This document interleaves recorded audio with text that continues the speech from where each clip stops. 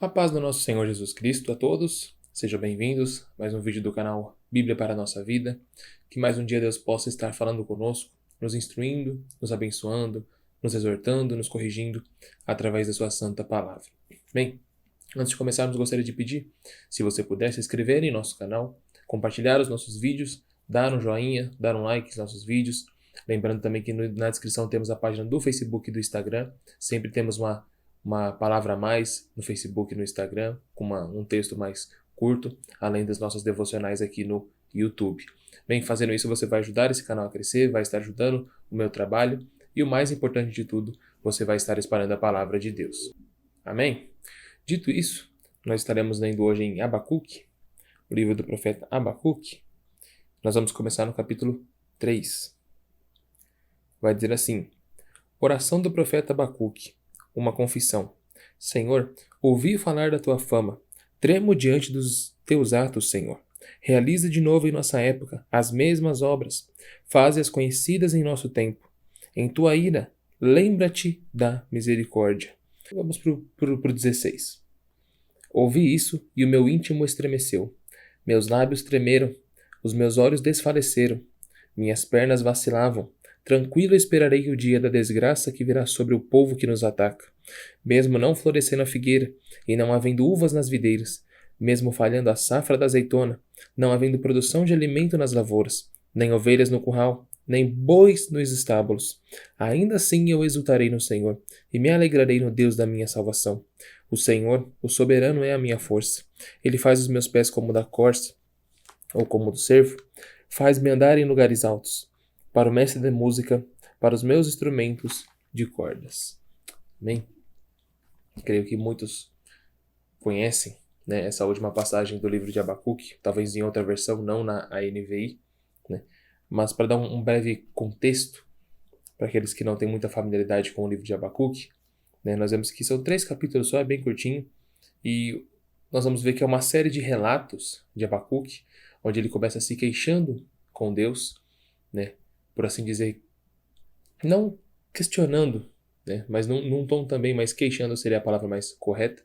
Ele faz uma oração em forma de queixa a Deus, tentando entender o porquê que Deus estava fazendo aquilo que Deus estava fazendo. Né, o povo na época de Abacuque estava começando a se desviar dos caminhos de Deus, já tinham abandonado a lei, já estavam na idolatria, estavam fazendo muitas coisas erradas. Então Abacuque vai se queixar a Deus o porquê que Deus permitia aquilo acontecer. Por que Deus estava permitindo que o povo dele escolhido, o povo santo que ele separou, tivesse tão afundado nos pecados e nos erros. Deus então responde a Abacuque, dizendo que ele iria castigar aquele povo no tempo correto. Ele iria, né, trazer a justiça sobre aquele povo. Porque como aquele povo era dele, ele teria que castigar aquele povo, ele teria que disciplinar aquele povo. Só que Deus disciplinaria aquele povo trazendo uma nação ímpia. Iria trazer ali o reino da Babilônia para castigar aquele povo. Então Abacuque agora novamente ele se queixa contra Deus. Como que Deus ia poder usar um povo ímpio para castigar o povo dele? Então ele se queixa novamente, Senhor, você não pode fazer isso. Né? Em nossas palavras assim, ele não estava acreditando, ele estava dizendo que Deus não poderia fazer isso. Castigar o povo dele com uma nação ímpia. Então Deus responde novamente a Abacuque e diz a Abacuque, do mesmo modo que eu vou usar eles para castigar o meu povo, o castigo deles está guardado. Não é porque ele vai usar aquele povo que aquele povo vai ficar impune. Deus fala que os pecados e as atrocidades daquele povo estavam perante os olhos dele. E no tempo certo, Deus também iria castigar aquele povo.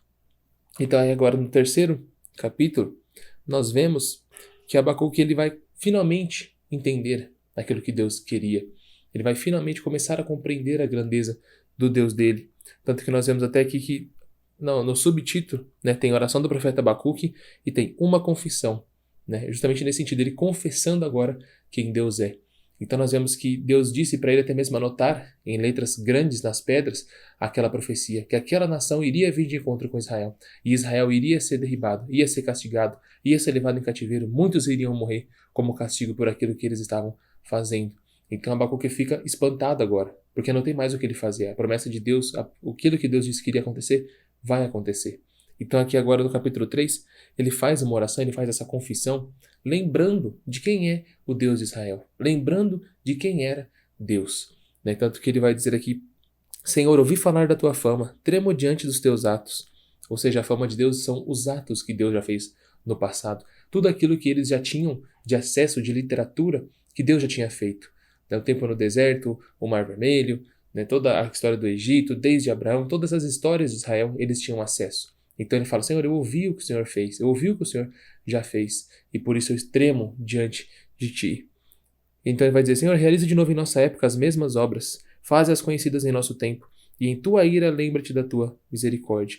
Então ele fala, Senhor, assim como o Senhor agiu no passado, com graça, com misericórdia, salvando o Teu povo, livrando o Teu povo, Senhor, faz agora também, realiza os Teus atos nos nossos tempos. O Senhor há de nos castigar, mas o Senhor castigou no passado também. O Senhor há de punir o Teu povo, mas o Senhor puniu no passado também. E sempre depois o Senhor mostrou a sua graça, sempre depois o Senhor mostrou a misericórdia, sempre depois o Senhor reconstruiu o seu povo.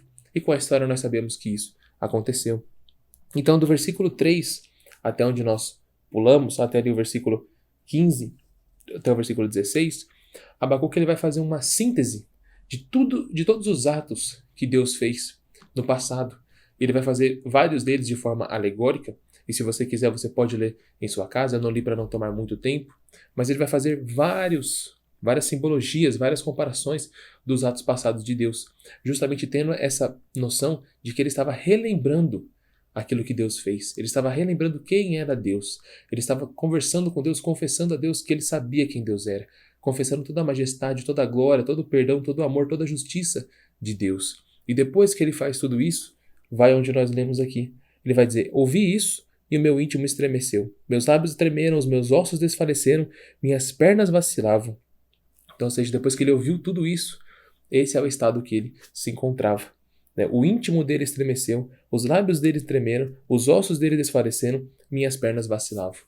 Ou seja, ele mal se parava em pé, tanto exterior quanto interiormente. Ele todo se tremeu, ele não conseguia ficar em pé, ele não conseguia ficar normal, ele não conseguia se manter numa posição de conforto depois de ouvir tudo isso. Quem era o Deus dele, o que Deus dele tinha feito.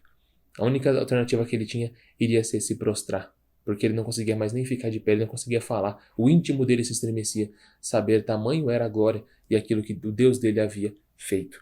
Então ele vai dizer, tranquilo esperarei o dia da desgraça, que virá sobre o povo que nos ataca.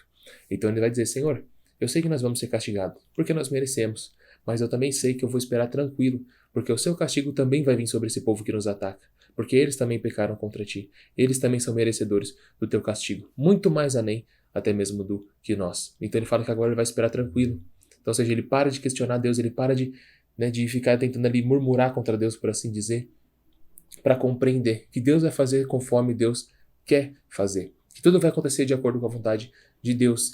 E Deus não é injusto, Deus vai retribuir tudo aquilo conforme ele tem que retribuir a cada um.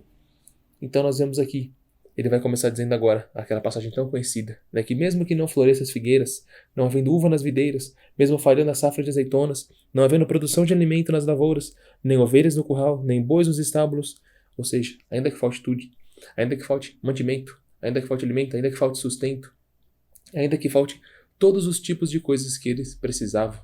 Nós vemos aqui que ele fala várias vezes a questão dos alimentos. Então, ou seja, ainda que falte tudo, ainda que falte o nosso próprio sustento, nós não tenhamos nada, ele vai dizer, ainda assim eu exultarei no Senhor e me alegrarei no Deus da minha salvação. Então, ou seja, ainda que falte tudo de material, tudo de fisicamente necessário, ele diz, eu ainda vou me exultar no Senhor, eu ainda vou me alegrar no Deus que me deu a salvação, no Deus da minha salvação. Então nós vemos agora, ele estava questionando, Senhor, por quê, por quê, por quê? Ele fala, Senhor, agora eu entendi. O Senhor vai fazer da maneira que o Senhor quiser. E ainda que me falte tudo, a nossa nação vai ser derrubada, a nossa nação vai ser castigada, nós vamos ser levados em cativeiro. Mas ainda que perdemos tudo, Senhor, eu ainda vou me alegrar no Senhor. Eu ainda vou me alegrar porque o Senhor é o Deus da minha salvação. E ele vai dizer, o Senhor, o soberano, é a minha força. Ele faz os meus pés como os do cervo, faz-me andar em lugares altos. Para o mestre de músicas, para os meus instrumentos de cordas. Então ele termina dizendo que o Senhor é a nossa força. O Senhor, o soberano, é a nossa força. E ele dá exemplo de um animal, do cervo ou da corça em outras traduções. Faz-me andar em lugares altos. Esses eram animais que até mesmo conseguiam correr com facilidade, ficar ali nas montanhas, naqueles pedregulhos. Então ele vai dizer, o Senhor me faz como esse animal. Se eu precisar, ele me guarda nos lugares altos. Ele me dá forças, ele me dá condições de fugir para lugares que meus inimigos não vão me alcançar. Então, irmãos, o que eu quero dizer com isso É uma passagem bem resumida, né? Tentei dar um contexto para os irmãos, só que nós sabemos que muitos de nós passamos por dificuldades, passamos por provas, né? Mas qual que é a primeira coisa que vem na nossa cabeça em fazer? É justamente o que Abacuque fez, questionar a Deus, né? Olhar para o céu e falar, Senhor, por que eu estou passando por isso? Por que isso está acontecendo? Por que eu, Senhor? Por que comigo? Daí por quê, por quê, por quê? O Senhor não me ama, o Senhor não me deseja mais na sua casa, o Senhor não me quer mais como seu filho e várias outras coisas que decorrem disso. Mas nós temos que aprender com o exemplo de Abacuque. Abacuque viu o problema, ele questionou a Deus, ele perguntou a Deus. Até então, nós podemos fazer isso, porque Deus é nosso Pai, é nosso Senhor. Não é errado nós perguntarmos. Um crente verdadeiro, em momentos, ele vai ter dúvidas da sua própria fé, ele vai ter dúvidas de alguma coisa, e nós podemos chegar a Deus e perguntar. Podemos colocar o nosso coração perante o nosso Deus. Mas Abacuque, quando ele ouve a resposta de Deus, ele compreende. Ele fala, eu entendi agora. Ele entende que o Senhor vai fazer da maneira que o Senhor quer, no tempo que o Senhor quer. Ele vai usar quem ele quiser, da maneira que Deus quiser.